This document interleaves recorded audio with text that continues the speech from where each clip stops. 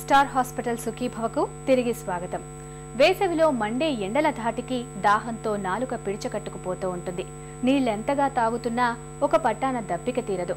దప్పికను తీర్చుకునేందుకు, వేసవి తాపాన్ని తట్టుకునేందుకు ఈ సీజన్లో మనలో చాలా మంది కొబ్బరి బొండాలు, పళ్ల రసాలు, మజ్జిగల్ని తరచుగా తీసుకుంటూ ఉంటారు. వీటితో పాటు నిత్యం ఒక గ్లాసుడు చెరుకు రసాన్ని తీసుకోవడం వేసవిలో చాలా మేలు చేస్తుందని చెబుతారు డాక్టర్లు. ఎండాకాలం చెరుకు రసం ఎందుకు మంచిదో ఇప్పుడు తెలుసుకుందాం. చెరుకుకి చలవ చేసే లక్షణం, మూత్రాన్ని సాఫీగా చేసే లక్షణం రెండు ఉన్నాయన్నమాట. ఇది మనకి ఎండాకాలంలో ముఖ్యంగా కావాల్సిందే ఈ రెండు గుణాలు. మనకి చలవ చేయాలి, మూత్రం సాఫీ కావాలంటే అసలు నార్మల్గా చలవ చేయడం అంటే మూత్రం బంధింపబడకుండా సాఫీగా అయ్యేటట్టుగా చేసే లక్షణం ఉన్న దాన్ని అలా అంటాము. ఈ రెండు లక్షణాలు కూడా చెరుకులో ఉన్నాయి. ఈ చెరుకు రసము నిత్యం కూడా తీసుకోవచ్చు. అంటే డయాబెటీస్ లేకున్న వాళ్ళు మాత్రమే, షుగర్ ఉన్న వాళ్ళు ఈ రసాన్ని తీసుకోకూడదు, మామూలుగా తీసుకోవచ్చు. ఇది తీసుకున్నప్పుడు దాంతో మూత్రం సాఫీగా అయిపోతుంది కనుక చలవ చేయటం, మూత్రంలో రాళ్ళు ఏర్పడే సమస్య రాకుండా ఉండడం కూడా ఈ చెరుకు రసంతో సాధ్యపడుతుంది. ఒట్టిగా చెరుకు రసాన్ని అలా తీసుకోకుండా దానిలో కొద్దిగా అల్లపు రసము చేర్చి తీసుకున్నట్టుదే కనుక జీర్ణం బాగా అవుతుంది. హై బీపీ ఇవాళ మన ఆరోగ్యం పాలిట గొడ్డలి పెట్టులా పరిణమిస్తోంది. ప్రత్యక్షంగానో పరోక్షంగానో మన శరీరాన్ని వ్యాధుల కుంపటిలా మార్చేస్తోంది. ప్రధానంగా ఈ హై బీపీ అనేది మన కిడ్నీల పాలిట విలన్లా మారుతోంది. మెల్లమెల్లగా కిడ్నీలను కబలిస్తూ చివరికి ఉద్దండ పిండాలైన కిడ్నీలను నిర్వీర్యం చేస్తోంది. కిడ్నీల పాలిట పెను విపత్తులా పరిణమిస్తున్న హై బీపీ గురించిన పూర్తి వివరాల్ని డాక్టర్ని అడిగి ఇప్పుడు తెలుసుకుందాం.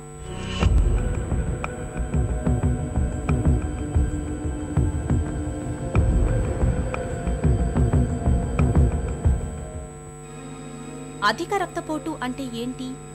రక్తపోటు అంటే బ్లడ్ ప్రెషర్. బ్లడ్ ప్రెషర్ అంటే రెండు రీడింగ్స్ ఉంటాయి. ఒకటి పైదాన్ని సిస్టాలిక్ బ్లడ్ ప్రెషర్ అంటారు. హార్ట్ పంప్ చేసేటప్పుడు వచ్చే ప్రెషర్ జనరేట్ అయినప్పుడు దాన్ని సిస్టాలిక్ బ్లడ్ ప్రెషర్ అంటారు. కిందది వచ్చి డయాస్టోలిక్ బ్లడ్ ప్రెషర్. ఒకవేళ బీపీ 140/90 పైన ఉంటే హై బీపీ అంటారు. నార్మల్గా మనుషుల్లో బ్లడ్ ప్రెషర్ 110, 120, 130/80 అట్లా ఉంటుంది. హై బీపీ అనేది కిడ్నీలను ఎలా దెబ్బతీస్తుంది? హై బీపీ వలన హార్ట్ ఎక్కువ పని చేయవలసి వస్తుంది. హార్ట్ ఎక్కువ పని చేసినప్పుడు శరీరంలో ఉండే రక్తనాళాలు దెబ్బతింటాయి. అలాగే కిడ్నీలో ఉండే రక్తనాళాలు దెబ్బతిన్నప్పుడు కిడ్నీ ఫంక్షన్ తక్కువ అవుతుంది. కిడ్నీ చేయాల్సిన పని సరిగ్గా చేయదు. బాడీలో ఉండే ఎక్స్ట్రా వాటర్ని కానీ మరియు చెత్త పదార్థాలని మూత్రం ద్వారా బయటకు తీయలేదు. ఇలా అదనపు నీరు బయట తీయలేనప్పుడు ఆ నీరు వల్ల ఎక్కువ బ్లడ్ ప్రెషర్ ఇంకొంచెం పెరుగుతుంది. అలా బ్లడ్ ప్రెషర్ పెరిగినప్పుడు కిడ్నీని ఇంకొంచెం ఎక్కువ డ్యామేజ్ చేస్తుంది. ఇట్లా కిడ్నీ డ్యామేజ్ వల్ల బీపీ ఎక్కువ అవుతుంది. బీపీ డ్యామేజ్ వల్ల కిడ్నీ ఇంకా డ్యామేజ్ అవుతుంది. హై బీపీ మూలంగా కిడ్నీలు దెబ్బతింటున్నట్లు ఎలా తెలుస్తుంది? హై బీపీ ఉన్నవారు సంవత్సరానికి ఒక్కసారి అయినా టెస్టులు చేయించుకోవాలి. మూత్రంలో ఏమన్నా రక్తం కానీ ప్రోటీన్ కానీ లీక్ అవుతుందా అని చూసుకోవాలి. దాంతోపాటు రక్తంలో టెస్ట్ చేయించుకోవాలి. రక్తంలో సీరం క్రియాటినిన్ అని ఒక టెస్ట్ చేసి కిడ్నీ ఫంక్షన్ ఎంత ఉంది అని లెక్క వేస్తారు. ఈ కిడ్నీ ఫంక్షన్ కనుక 60% కన్నా తగ్గినప్పుడు కిడ్నీ డ్యామేజ్ అయిందని చెప్తాము. క్రానిక్ కిడ్నీ డిసీజ్ లక్షణాలు ఎలా ఉంటాయి? క్రానిక్ కిడ్నీ డిసీజ్ లక్షణాలు చాలా రకాలుగా ఉంటాయి. కొన్ని కారణాలలో కిడ్నీ డిసీజ్ ఉన్నాను అవి లక్షణాలు తొందరగా బయటపడవు. పూర్తిగా పాడైన తర్వాతే కిడ్నీ ఆ లక్షణాలు బయటపడతాయి.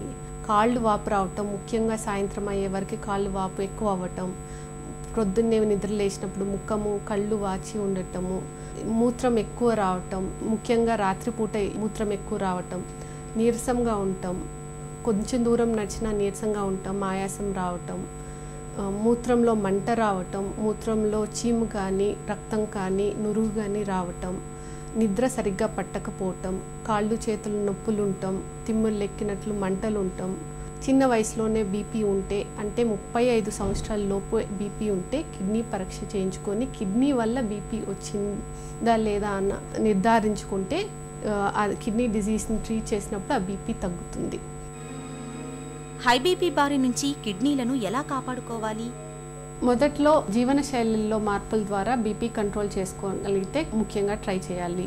దానిలో మార్పులు కుదరనప్పుడు మందులు వేసుకొని బీపీని కంట్రోల్ చేసుకునేలా చూసుకోవాలి. మందులు చాలా రకాలు ఉంటాయి. అవి ఏసీ ఇన్హిబిటర్స్ అంటే యాంజియోటెన్సిన్ ఇన్హిబిటర్స్ అని మందులు దొరుకుతాయి. దానితో పాటు యాంజియోటెన్సిన్ రిసెప్టర్ బ్లాకర్స్ అని ఈ 2 మెడికేషన్స్ మూత్రంలో ప్రోటీన్ లీక్ అయ్యేది తగ్గిస్తాయి కాబట్టి కిడ్నీని ఎక్కువ కాలం